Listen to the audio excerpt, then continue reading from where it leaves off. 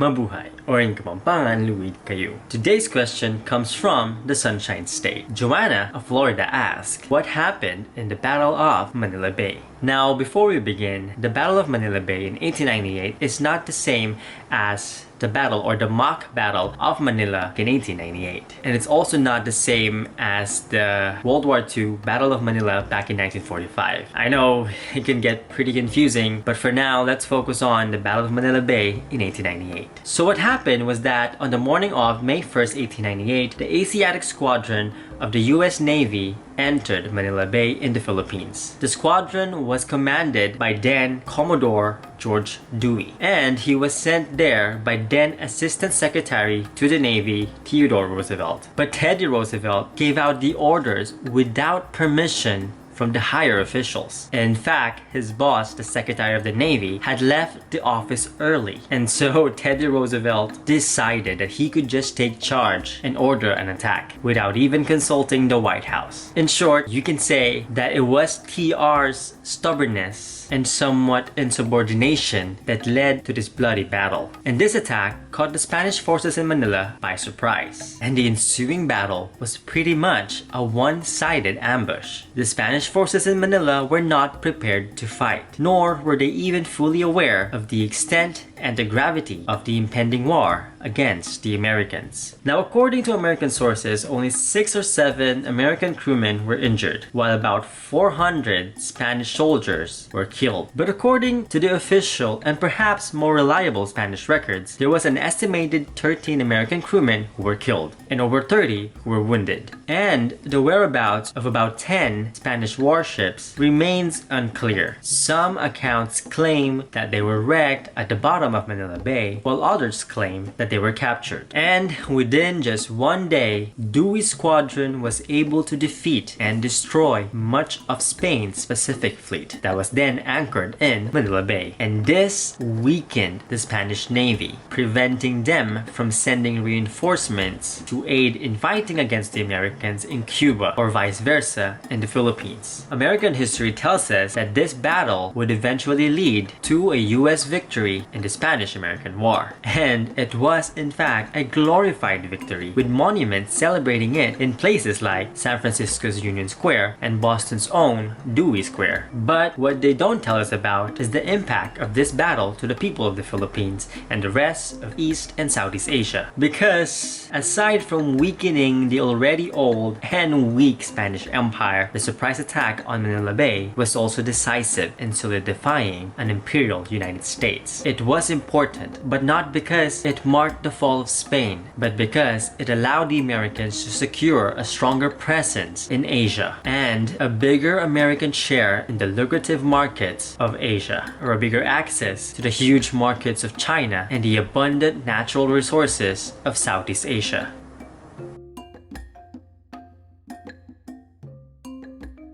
And it was also after this battle that the United States forged an alliance with the Filipino Revolutionary Forces. Why? Because they were fighting a common enemy, the Spaniards. By 1898, the Filipino Revolution had been fighting for independence from Spain for years. And several days after the battle, the US Navy transported back Emilio Aguinaldo, then exiled to Hong Kong, back to the Philippines. Aguinaldo was to resume a leadership role in the war against Spain with the US support. But this is where it gets iffy, because the alliance with the Filipino Revolution that the Americans themselves forged with Aguinaldo would later be discarded by the United States like a piece of garbage. But more on that in a future video. The Battle of Manila Bay, or more accurately, the surprise attack and the ambush on Manila Bay in 1898, was the first major battle in the Spanish-American War. It marked the fall of the old and crumbling Spanish Empire and the meteoric rise of the United States as an imperialist power. But more importantly, especially for the people of the Philippines, it marked the beginning of consistent US military presence in the islands of the Philippines that continues to this very day. And